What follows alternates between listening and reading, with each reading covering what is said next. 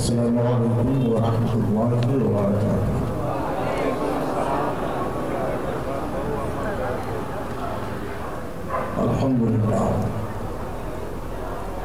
الحمدللہ رب العالمین والعاقبۃ للمتقین، نحمدہ ونسلم ونصلی علی رسولہ الصادق الامین المکین الحبیب الکریم وعلی آلہ وصحبہ اجمعین، اما بعد۔ اعوذ باللہ من الشیطان الرجیم، بسم اللہ الرحمن الرحیم۔ الا ان اولیاء اللہ لا خوف علیہم ولا هم یحزنون، صدق اللہ مولانا العظیم۔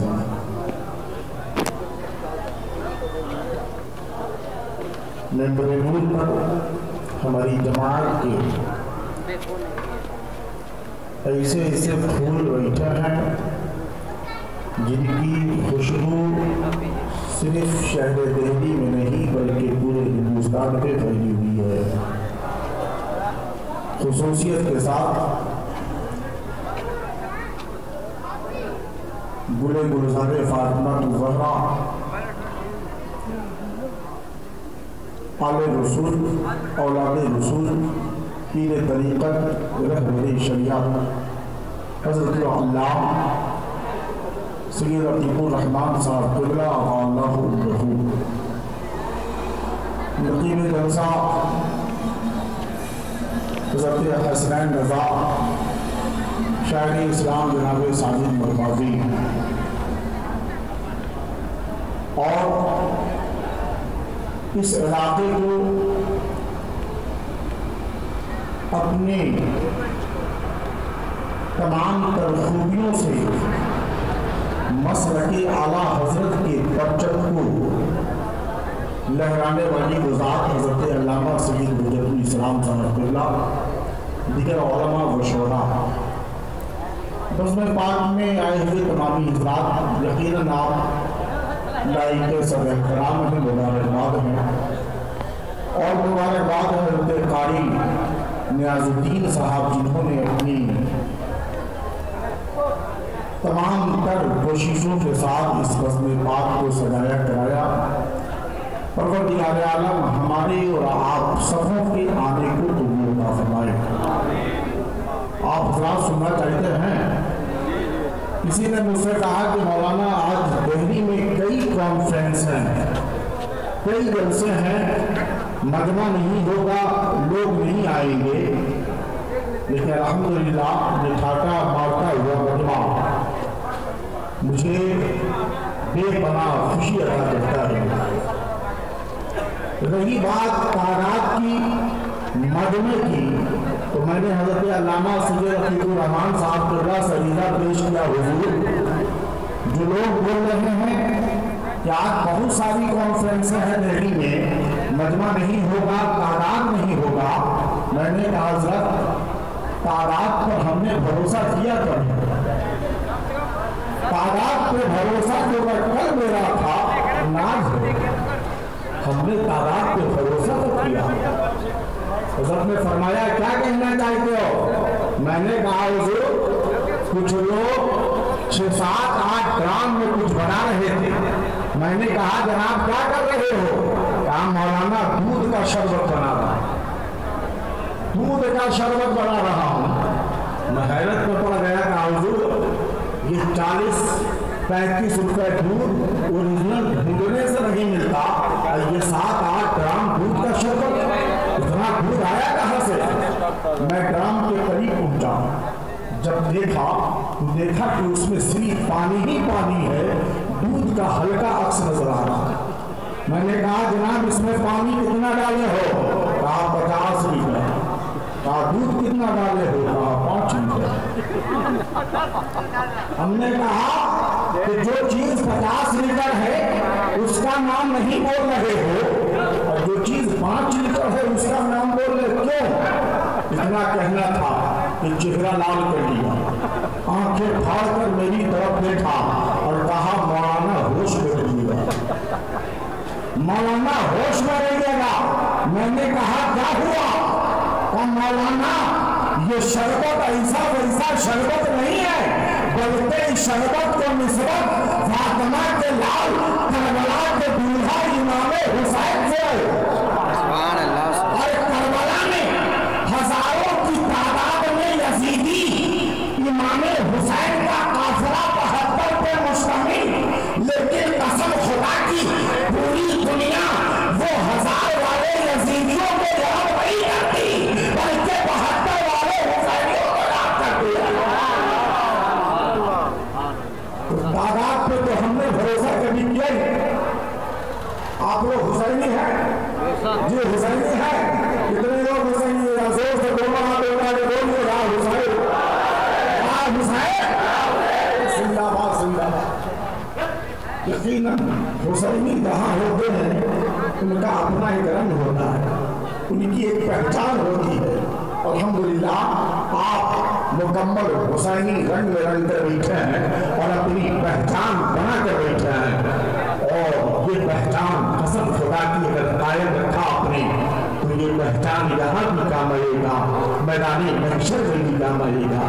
اب ذہن قریب کیجئے پیارے، میں چاہتا ہوں کہ ذہن قریب ہو جائے تو کچھ میری گفتگو ہو جائے کہ طیبہ میں صبح و شام کے منظر ہے بولتے، طیبہ میں صبح و شام کے منظر ہے بولتے، اکسے رخ رسول کے مظہر ہے بولتے، اور کس درجہ زندگی کا وہاں احترام ہے، کس درجہ زندگی کا وہاں احترام ہے، امامیہ شہر نبی پاک کے پتھر بولتے، شہر نبی پاک کے پتھر ہے بولتے، رہ کے آسماں پہ چمکتی ہے برق کیوں، رہ کے آسماں پہ چمکتی ہے برق کیوں، لگتا ہے آج رحمت انور ہے بولتے، لگتا ہے آج رحمت انور ہے بولتے۔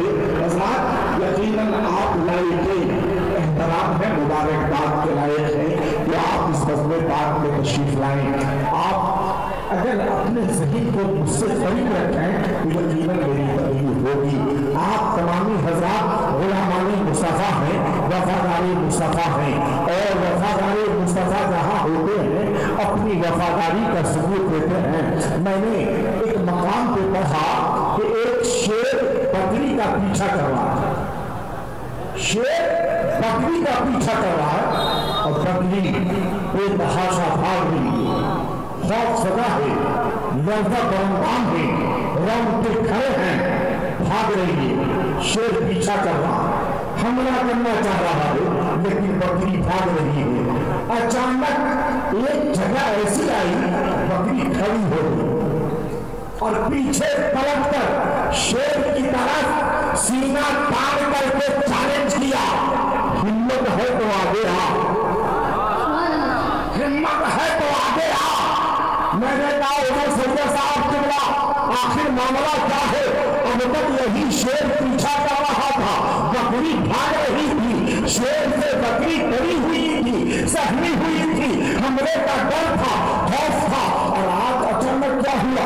ابھی اچانک کیا ہوا کہ بکری کھڑی ہو گئی ہے، شیر کو چیلنج کر رہی ہے، شیر کو چیلنج کر رہی ہے، لیکن شیر ہل بھی نہیں رہا، قدم کو آگے نہیں بڑھا رہا، بول بھی نہیں رہا ہے۔ معاملہ کیا ہے؟ تو سید صاحب کے نے کہا سویرا تھا، شیر سے ہی کیوں نہیں پوچھ رہے تھے؟ آخر معاملہ کیا ہے؟ میں نے عالم تصور میں شیر سے کہا ہے، شیر اب تک تو اس بکری کا پیچھا کر رہا تھا، حملہ کرنا چاہ رہا تھا، مارنا چاہ رہا تھا، تیرے ڈر سے بکری بھاگ رہی تھی، تیرے خوف سے بکری بھاگ رہی تھی، لیکن اب وہی بکری تجھے سینہ تان کر کے چیلنج کر رہی ہے، تو حملہ کیوں نہیں کر رہا؟ تم حملہ کیوں نہیں کر رہے ہو؟ آخر معاملہ کیا ہے کہ تو حملہ نہیں کر رہا ہے؟ تو شیر نے کتنا پیارا جواب دیا ہے، قسم خدا کی جواب پہ قربان کریں۔ اچھا ایمانداری کے ساتھ بتائیے، اگر 100 بکریاں ایک ساتھ ہو جائیں اور ایک شیر ہو تو 100 بکری مل کر کے شیر کو چیلنج کرے گی؟ بولیے کرے گی؟ نہیں کرے گی، لیکن وہ بکری تنہا ہے، شیر کو چیلنج کر رہی ہے، نہیں بڑھ رہا، باپ کو ہلا بھی نہیں رہا، قدم کو ہلا بھی نہیں رہا۔ مفتی صاحب قبلہ نے کہا فخر رضا شیر ہی سے پوچھو آخر شیر کیوں نہیں آنے رہا ہے، حملہ کیوں نہیں کر رہا ہے؟ میں نے عالم تصور میں جب شیر سے پوچھا اے شیر اب تک تو بکری پہ حملہ کر رہا تھا لیکن بکری ایسے ایک مقام پہ کھڑی ہو گئی ہے، اب تجھے چیلنج کر رہی ہے، تو نہیں بڑھ رہا ہے، تو نہیں آگے بڑھ کے حملہ کر رہا ہے۔ تو شیر نے جواب دیا مولانا بکری یہاں کھڑی ہے جو حدود حرم ہے اور حرم کی جگہ پر نبی نے فرمایا ہے کہ خون کا بہانا حرام ہے، نبی نے فرمایا ہے حرم میں جان لینا حرام ہے۔ مولانا ہم پرندہ ضرور ہے لیکن نبی کے نتال نہیں ہے، پرندہ ضرور ہے لیکن نبی کے نتال نہیں ہے۔ مسلمانوں ذرا بتاؤ وہ غدار جو مصطفیٰ کی بارگاہ میں توہین کرتے ہیں لیکن ایک جانور ہے اپنے وفاداری کا ثبوت دے رہا ہے، ایک جانور ہے اپنے پیار کا ثبوت دے رہا ہے۔ بزم مصطفیٰ میں آنے والا ہر انسان وفادار مصطفیٰ ہے، یہی وجہ ہے کہ بزم مصطفیٰ میں آ کر ہر انسان اپنے وفاداری کا ثبوت دیا کرتا ہے۔ اپنے غلامان مصطفیٰ ہے، وفادار مصطفیٰ ہے، کتنے لوگ وفادار مصطفیٰ ہے؟ ذرا دونوں ہاتھوں ملا کر بول رہے یا رسول اللہ یا حبیب اللہ، سبحان اللہ سبحان اللہ۔ اب ظہیر قریب کیجئے، بالکل اب میری تقریر سنیے، ماحول بن گیا ہے۔ میں نے جس آیت کریمہ کو پڑھا ہے پروردگار عالم کا فرمان علی شان خبردار بے شک اللہ کے ولی کو نہ کوئی خوف ہے نہ کوئی غم، نہ کوئی خوف ہے نہ کوئی غم۔ میں دیکھا حضرت علامہ سید عتیق الرحمان صاحب قبلہ یہ کون لوگ ہیں، ان کی پہچان کیا ہے جنہیں کوئی خوف نہیں ہے، جنہیں کوئی ڈر نہیں ہے؟ یہ بھولے بھالے مسلمان، یہ دلی میں رہنے والے سیدھے سادے مسلمان آخر انہیں پہچاننا چاہتے ہیں، ان کی پہچان کیا ہے؟ ہم پہچانیں گے کیسے کہ یہ اللہ کے ولی ہے؟ ہم پہچانیں گے کیسے کہ یہ اللہ کے محبوب ہے جنہیں کوئی خوف نہیں ہے، جنہیں کوئی ڈر نہیں ہے؟ تو حضور مفتی صاحب قبلہ نے کہا سویرا تھا مجھ سے مت پوچھو بلکہ قرآن کی بارگاہ میں چلو، مجھ سے مت پوچھو بلکہ قرآن کی بارگاہ میں چلو۔ میں نے قرآن کی بارگاہ میں حاضری کی، اے قرآن تو بتا وہ کون لوگ ہیں جنہیں کوئی ڈر نہیں ہے، وہ کون لوگ ہیں جنہیں کوئی خوف نہیں ہے؟ اے قرآن تو بتا اللہ کے محبوب کون ہے؟ اے قرآن تو بتا اللہ کے ولی کون ہے؟ اے قرآن تو بتا اللہ کے محبوب کون ہے؟ اے قرآن تو بتا ان کی پہچان کیا ہوگی؟ اے قرآن تو بتا ان کے چلنے کا انداز کیا ہوگا؟ اے قرآن تو بتا کیا ان کی زلفیں بڑی ہوں گی؟ اے قرآن تو بتا کیا ان کے ہاتھ میں ڈنڈے ہوں گے؟ اے قرآن تو بتا کیا ان کے پاؤں میں کڑے ہوں گے؟ اے قرآن تو بتا ان کی پہچان کیا ہوگی؟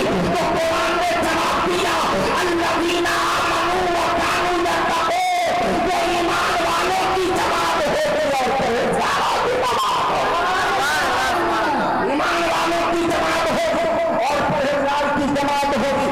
میں نے کہا مفتی صاحب قبلہ پرہیزگار کا کیا مطلب؟ یعنی نماز پڑھنے والا اللہ کا ولی ہے، ذکر و اذکار کرنے والا اللہ کا ولی ہے، تسبیح و تحلیل کرنے والا اللہ کا ولی ہے، روزہ رکھنے والا اللہ کا ولی ہے، حج کرنے والا اللہ کا ولی ہے۔ تو مفتی صاحب قبلہ نے کہا نادان صاحب رضا ہر نمازی اللہ کا ولی نہیں ہو سکتا، ہر ذکر و اذکار کرنے والا اللہ کا ولی نہیں ہو سکتا، ہر تسبیح و تحلیل کرنے والا اللہ کا ولی نہیں ہو سکتا۔ میں نے کہا حضور یہ آپ کیا کہہ رہے ہیں؟ ایک نمازی ہے اللہ کا ولی نہیں ہو سکتا، ایک روزہ رکھنے والا ہے اللہ کا ولی نہیں ہو سکتا، ایک حج کرنے والا ہے اللہ کا ولی نہیں ہو سکتا، ایک ذکر و اذکار کرنے والا ہے اللہ کا ولی نہیں ہو سکتا۔ تو مفتی صاحب قبلہ نے کہا اے سفید رضا زیادہ تم دور جانے کی ضرورت نہیں، ابھی ایک مہینہ پہلے کی بات ہے، ایک بندہ ہے اسی بھارت میں جو نماز پڑھنے والا ہے، جو روزہ رکھنے والا ہے، جو حج کرنے والا ہے، جو تسبیح و تحلیل کرنے والا ہے، لیکن وہی نمازی اسی بھارت میں بولتا ہے کہ میرا پہلا پیغمبر شنکر بھگوان ہے اور ہم سب ان سے کہتے ہیں کہ ہم سب کرنے والا بول رہا ہے، یہ روزہ رکھنے والا بول رہا ہے، یہ زکات دینے والا بول رہا ہے، یہ حج کرنے والا بول رہا ہے کہ ہمارے پہلے پیغمبر شنکر بھگوان ہے، اور فخر سے کہتے ہیں کہ ہم لوگ ہندو ہیں۔ پتا چل گیا مسلمان نماز پڑھنے والا مومن نہیں ہو سکتا، نماز پڑھنے والا اللہ کا ولی نہیں ہو سکتا۔ میں نے کہا مفتی صاحب قبلہ آخر اللہ کا ولی کون ہوگا؟ تو مفتی صاحب قبلہ نے کہا صغیر رضا، ارے پہلے ایمان ہے تب نماز ہے، پہلے ایمان ہے تب روزہ ہے، پہلے ایمان ہے تب حج ہے، پہلے ایمان ہے تب ذکر و اذکار ہے، پہلے ایمان ہے تو تسبیح و تحلیل ہے، اور ایمان کی جان فاطمہ کے لال عبداللہ کے رشتے دیدار جناب محمد رسول اللہ، ایمان کی جان جناب محمد رسول اللہ ہے۔ پتا چلا جن کا سینہ عشق مصطفیٰ کا قبیلہ ہوتا ہے، جن کا سینہ عشق مصطفیٰ سے لبریز ہوتا ہے، جن کا سینہ عشق مصطفیٰ سے شرشار ہوتا ہے، وہی وقت کا پہلوان ہوا کرتا ہے۔ زور سے بولیے سبحان اللہ، اور محبتیں سے بولیے سبحان اللہ۔ پتا چلا جس کا سینہ عشق مصطفیٰ کا قبیلہ۔ اچھا ایک بات بولیے، کل تک مفتی صاحب قبلہ یہ علماء حق بیچتے بیٹھے ہیں، اگر ایسے لوگوں کو فتاوا دیتے، ایسے لوگوں کو اگر کافر کہتے، ایسے لوگوں کو بد مذہب کہتے، ایسے لوگوں کو بدعقیدہ کہتے، یہ علماء حق تو غیر اپنوں کی بھی انگل پھاٹے، اپنوں کی بھی انگل اٹھتی تھی کہ مولانا بڑے شدت والے ہیں، نماز پڑھنے والے کو کافر کہتے ہیں، روزہ رکھنے والے کو برا بھلا کہتے ہیں، تسبیح و تحلیل والے کو برا بھلا کہتے ہیں، دین کی تبلیغ کرنے والے کو برا بھلا کہتے ہیں۔ لیکن ایمانداری کے ساتھ آپ بتاؤ جو انسان مجھ پہ لگایا جا رہا تھا کہ یہ بریلوی والے لوگ نماز پڑھنے والے کو کافر کہتے ہیں، یہ بریلوی والے ذکر و اذکار کرنے والے کو کافر کہتے ہیں، دین کی تبلیغ کرنے والے کو کافر کہتے ہیں، اب انصاف آپ کے ہاتھ میں ہے۔ وہ بندہ اب بریلوی والے کی بات چھوڑ دیجیے، اب وہ بندہ خود اپنی زبان سے بول رہا ہے کہ میرے پہلے پیغمبر شنکر بھگوان ہے اور ہم سب بھی ہندو ہیں۔ میں نے کہا نادان جو بات تو آپ بول رہا ہے علماء حق تجھے پہلے بول رہے تھے، ہم تم کو نہ کل مسلمان مان رہے تھے نہ آج مسلمان مان رہے ہیں، اور گستاخ رسول کی بنیاد پر صرف قیامت تک مسلمان نہیں ہوا۔ شکریہ، زور سے بولیے اور محبتیں سے بولیے، عشق رسول میں جھوٹ کر بولیے یا رسول اللہ۔ اب ذہن قریب کیجیے پیاری، یہ لوگ گمراہ کرنے کی کوشش کرتے ہیں اور الزام ہم سنیوں پہ لگاتے ہیں، گمراہ کرنے کی کوشش کرتے ہیں۔ ابھی بتائیے کتنی بڑی بات ہے، یہ کتنی بڑی بات ہے۔ آج پورے بھارت میں اسی معاملے کو لے کر آگ پھیلی ہوئی ہے، دھرم پریورتن کی بات ہو رہی ہے۔ یہ ملا پیسوں کے سکوں پر ٹک کر کے اپنے ایمان کا سودا کر رہا ہے، یہ مولوی پیسوں پہ ٹک کر کے بولنا میرے پہلے پیغمبر شنکر بھگوان ہے۔ اب ذرا بتاؤ تو صحیح اس مولوی کا ایمان کیسا ہے، اس مولوی کا مذہب کیسا ہے، اس مولوی کا دھرم کیسا ہے؟ کیا یہ مولوی اسلام کا نمائندہ ہو سکتا ہے، مسلمان کا نمائندہ ہو سکتا ہے؟ ایسا ہرگز نہیں ہو سکتا۔ مسلمانوں کا نمائندہ تو وہی ہوگا جو غوث اعظم کا ماننے والا ہوگا، مسلمانوں کا نمائندہ وہی ہوگا جو غریب نواز کا ماننے والا ہوگا، مسلمانوں کا نمائندہ وہی ہوگا جو خواجہ قطب الدین کا ماننے والا ہوگا، مسلمانوں کا نمائندہ وہی ہوگا جو سرکار محبوب الہی کا ماننے والا ہوگا۔ آئیے ذہن قریب کیجیے، یہ مولوی لوگ نہ جانے کیا کہہ رہے ہیں۔ ابھی 5-6 مہینہ پہلے آپ نے اخبار میں بھی پڑھا ہوگا اور ٹی وی میں بھی دیکھا ہوگا، سعودی عربیہ کا ایک مولوی فتویٰ دیا، کیا لکھا کہ حضور صلی اللہ علیہ وسلم کے مزار مقدسہ کو وہاں سے ہٹا دیا جائے اور جنت البقیع میں ڈال دیا جائے اور گنبد خضرا کو توڑ دیا جائے۔ دلی کے مسلمان मुसलमानों, मैं आपसे पूछना चाहता हूँ, वो कैसा गद्दार मौलवी है जो बोल रहा है कि रसूल के मज़ार मुक़द्दसा को वहां से हटा दिया जाए और गुंबद खजरा को तोड़ दिया जाए? तो मेरा ईमान बोलता है कि ये टीवी का एक बच्चा अपने सर पे कफन बांध करके सऊदियों को चैलेंज करेगा। सऊदियों, पूरी दुनिया में तेरी पहचान मेरे ख्याल की बुनियाद पे नहीं, बल्कि मेरे मुस्तफा के गुंबद इसलिए मुसलमानों, इनके अकीदे को समझने की कोशिश करो, इनकी मजहबी को समझने की कोशिश करो, इनकी तहकीकी को समझने की कोशिश करो, इनकी टोपी पे ना जाओ, इनके नमाजों पे ना जाओ, इनके तरीका पुस्तक पे ना जाओ, इनको देखो, इन नमाज पे फेरा हम बाद में देखेंगे, सीधे में पहले इसके मुस्तफा दिखाओ। हमारे सामने नमाजों का फेरा हम बाद में देखेंगे, इसके मुस्तफा का चिराग तेरे सीने में रोशन है या नहीं, ये तुम मुझे पहले दिखाओ। अगर तुम्हारे सीने में इसके मुस्तफा है तो हम तुम्हारा इस्तेमाल करते हैं। तेरी कयामत भी मुझे कबूल है, तेरी इमामत भी मुझे कबूल है। मुस्तफा पैदा कर। अच्छा ज़हीन करीब की बेदाजी लगा के बोलिए सुभान अल्लाह, और मोहब्बतों से बोलिए सुभान अल्लाह। ज़हीन करीब कीजिए। किसी ने बहुत खूब कहा कि कहो ज़माने से हम दस्तगीर वाले हैं, कहो ज़माने से हम दस्तगीर वाले हैं, हम मिलादे रब से जो हम ऐसे पीर वाले हैं, मिलादे रब से जो हम ऐसे पीर वाले हैं, न शाही न हम वजीर वाले हैं, न शाही न हम वजीर वाले हैं, अरे रसूल के अगुना फकीर वाले हैं। और इस शेर पर एक एक बंदा बोलेगा कि शहे बरेली का परकश है हाथ में हरदम, शहे बरेली का परकश है हाथ में हरदम, अरे चूहे जो नजदी को हम ऐसे तीर वाले हैं, चूहे जो नजदी को हम ऐसे तीर वाले हैं, और हम काबरी हैं, शुक्र है रब्बे कबीर का, हम काबरी हैं, शुक्र है रब्बे कबीर का, और दामन है मेरे हाथ में पीराने पीर का, दामन है मेरे हाथ में पीराने पीर का। कुछ लोगों ने कहा ये सगीर रज़ा आला हजरत के बाद सरकार हुजूर ताजुश शरिया के बाद क्या होगा, सरकार हुजूर ताजुश शरिया के बाद क्या होगा? मैंने कहा बोलना क्या चाहते हो? कहा बहुत सारे मुखालफिन हैं, बहुत चारों तरफ से आवाजें उठ रही है, अब सरकार ताजुश शरिया के बाद क्या होगा?